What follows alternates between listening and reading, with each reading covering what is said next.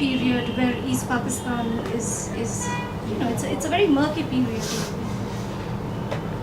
There was a very good conference convened in England 2 years back called What Was East Pakistan, which specifically talked about the historic life of the concept of East Pakistan as it played out in popular media. I think the reason that 47 disappears inside Bangladesh is to make 71 possible, because the 71 narrative requires that from 1952 onwards, there's a continuous trajectory of increasing desire for full independence. That I think somebody here pointed out that, which is correct, that people weren't ready for the war on 26 March. But the narrative has to be backward fit to say that it was always, every moment was leading towards them. And moments in East Pakistan's history, which were not leading to separation, don't fit within that narrative, and they're erased.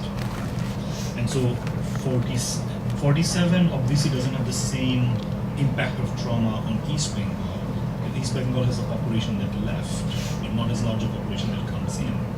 In fact, Rajshahi and Dinajpur are the only two places where I've found any significant number of people who are Muslim migrants from West Bengal, although I'm sure there are more. In my casual search for this, because this was not my main focus, I found that the stories that people told were always about 71, unless I was in the north with that Mallah Murshidabad connection.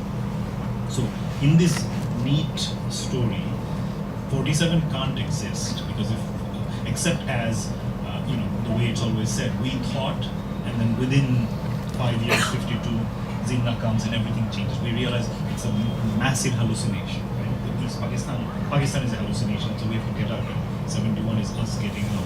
So that 47 could be this site of desire that people could have wished for Pakistan.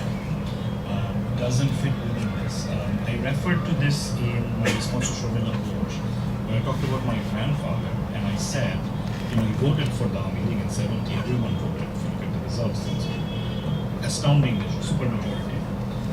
But voting doesn't necessarily mean that you're voting to dismantle Pakistan, right? Because that's not the vote anyway.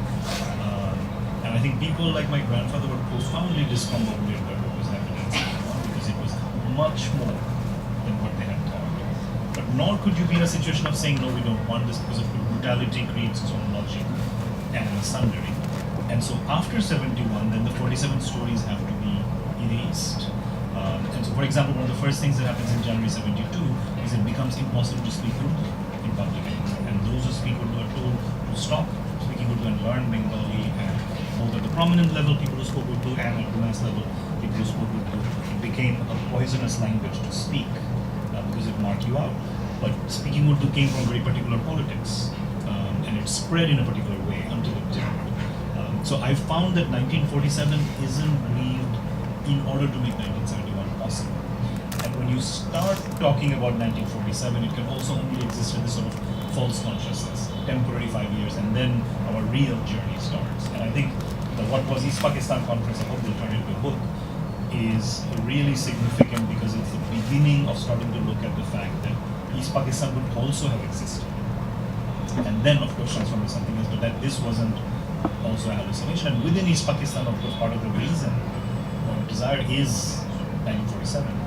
But again, the fact that East Bengali Hindus left and there's not a proportional influx is also part of it. There aren't as many stories of trauma circulating from 47 inside Bangladesh in terms of like my grandfather saw this way. It's not, you won't find them as frequently, and that makes a difference also to the grief. You don't grieve that which you haven't personally